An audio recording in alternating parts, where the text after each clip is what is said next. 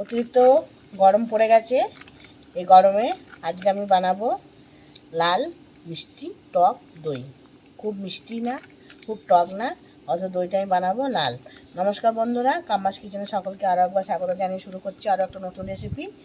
আপনাদের বলে দিলাম আমি কি বানাবো আগে। তাহলে চলুন রেসিপিটা দেখতে থাকুন।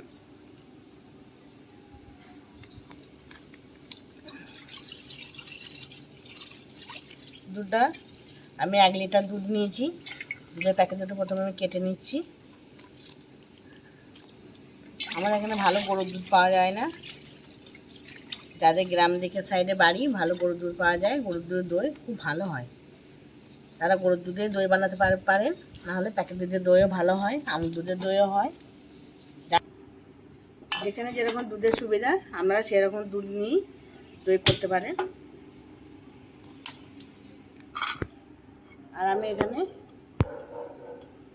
দইয়ের সাজও নিয়ে নিয়েছি, টক দই নিয়ে নিয়েছি। আপনারা মিষ্টি দই পাততে গেলে পরে মিষ্টি দই আমি করবেন, মিষ্টি দই সাজও দিয়ে বানাতে পারেন।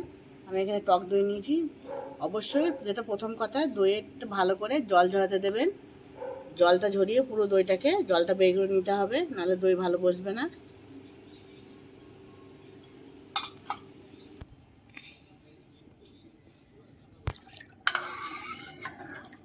আমি এখানে 1 লিটার দুধ নিয়েছি।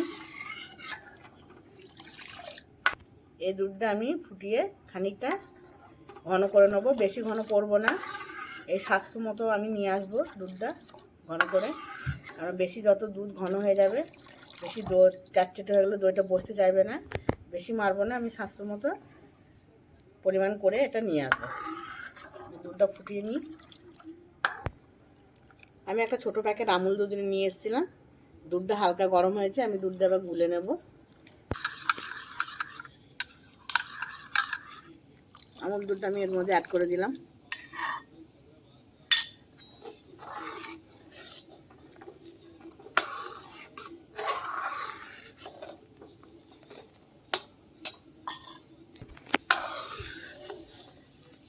আমি আমার দুধটা পাশে নামিয়ে রেখে দিচ্ছি।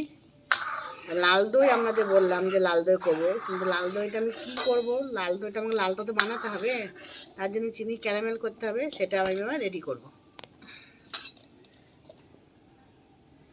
তার জন্য বসিয়ে দিলাম ছোটো কড়াই।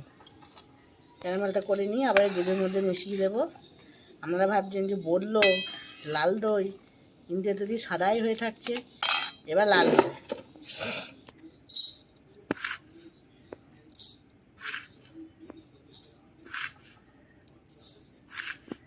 আমি চামচে 5 চামচ চিনি দিয়ে দিলাম।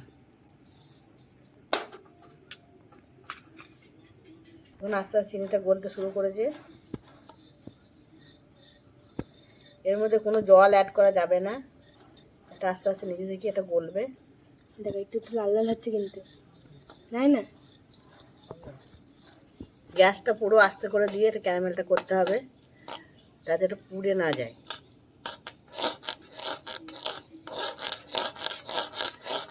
অনবরত নাড়তে হবে, নাহলে একটু তলায় লেগে যেতে পারে।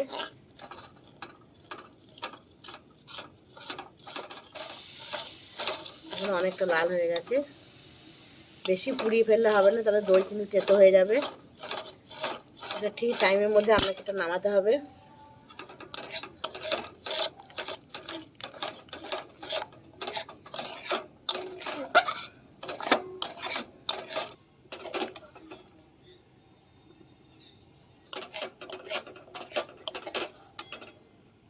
আমার ক্যারামেলটা তৈরি হয়ে গেছে। এটাকে নামিয়ে কিন্তু রাখা যাবে না, এটা সঙ্গে সঙ্গে দুধ দিয়ে দিতে হবে।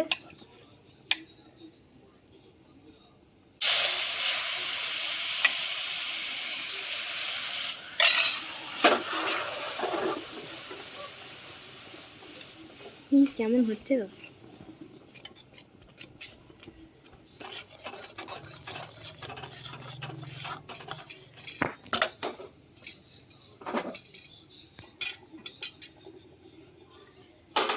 এই দুধটা আমি এর মধ্যে বসিয়ে দিলাম গ্যাস ওভেনের মধ্যে।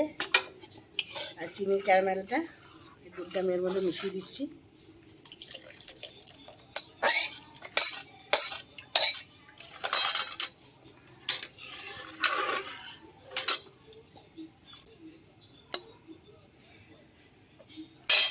সবসময় লক্ষ্য রাখতে হবে ক্যারামেলটা যাতে পুড়ে না যায়। পুড়ে গেলে দইটা পুরো তেতো হয়ে যাবে। ঠিকঠাক টাইমে এটা নামাতে হবে। তারপর দেখবেন যে ওটা একটুখানি শক্ত হয়ে যাবে, আর তারপর দুধের মধ্যে ফুটতে ফুটতে ভয় খাওয়ার কিছু নেই, ওটা এমনি গলে যাবে।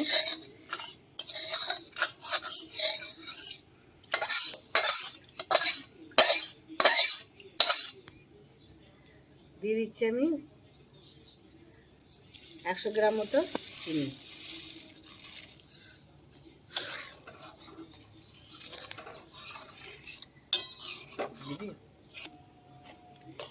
দেখুন দুধটা খুব সুন্দর কালার এসছে।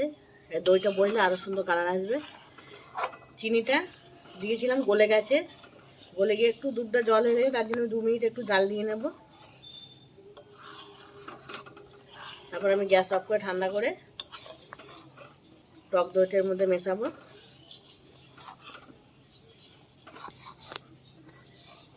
দুধটা আমি ঠান্ডা করতে দিচ্ছি, গ্যাস অফ করে দিচ্ছি। দেখুন দইটা আমি জল ঝরাতে দিয়েছিলাম, দেখুন কতটা জল বেরিয়েছে। এই জলটা থাকলে দই একদম কিন্তু বসবে না, ছানা ছানা ছানা ছানা হবে। এবার দইটা ভালো করে ফেটিয়ে নেব। এখানে 100 গ্রাম টক দই নিয়েছি।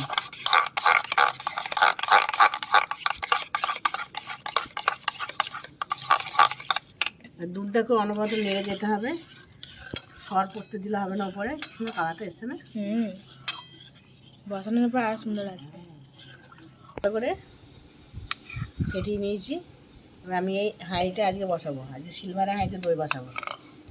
আমি এই হাঁড়িটা একটু গায়ে টক দই মিশিয়ে নেবো।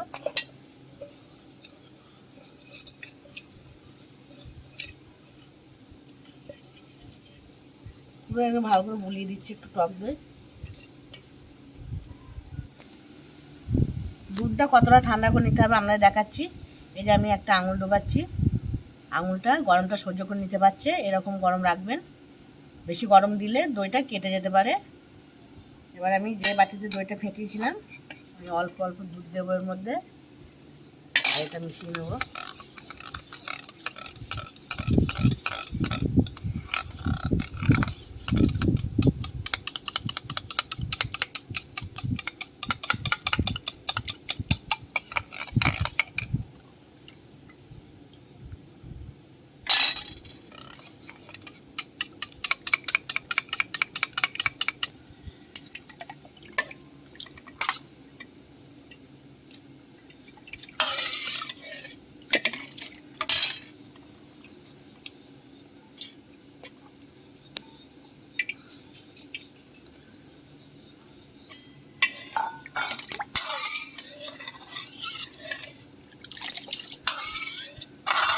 ভালো করে এটা মিশিয়ে নিতে হবে টক দইটা।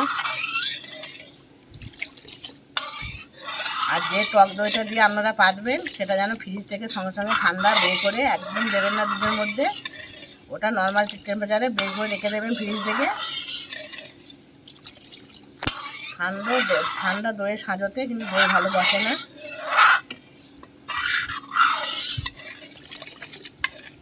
এই যে হাতায় করে করে এরকম করে করে ফেনা করে নিচ্ছি উপরটা, দইটা দেখতে খুব ভালো লাগবে যখন দইটা বসবে। আপনাদের বারবার বলছি যে দইটা টক দইটা দিয়ে বসাবেন সেটা যেন একদম ঠান্ডা না থাকে।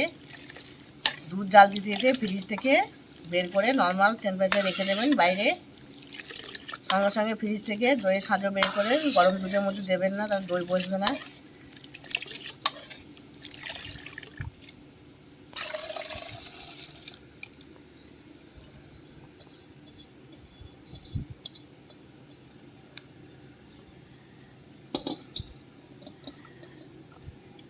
পেপার দিয়ে মুখটা এবার আটকে দিচ্ছি। আপনাদের কালকে সকালে এটা সারা রাত রেখে দেবো আমি গরম কিছু চাপা দিয়ে। তারপর আমাদের কালকে সকালে খুলে আবার দইটা আমি দেখাবো।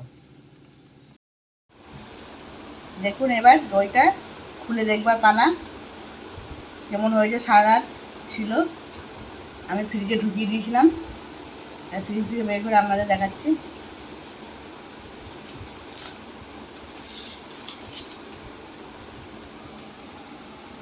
ও দই একদম পুরো বসে গেছে। দেখুন কি সুন্দর দইটা বসেছে, একদম শক্ত হয়ে গেছে, পুরো শক্ত হয়ে গেছে একদম। সুন্দর ফাটাফাটা হয়েছে গো দইটা, হুম। দারুণ হয়েছে।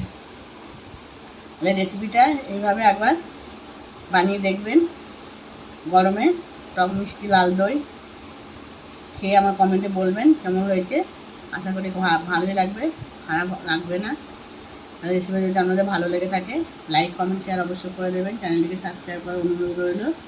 তাহলে চলুন আপনাদের দেখাচ্ছি দইটা কেটে।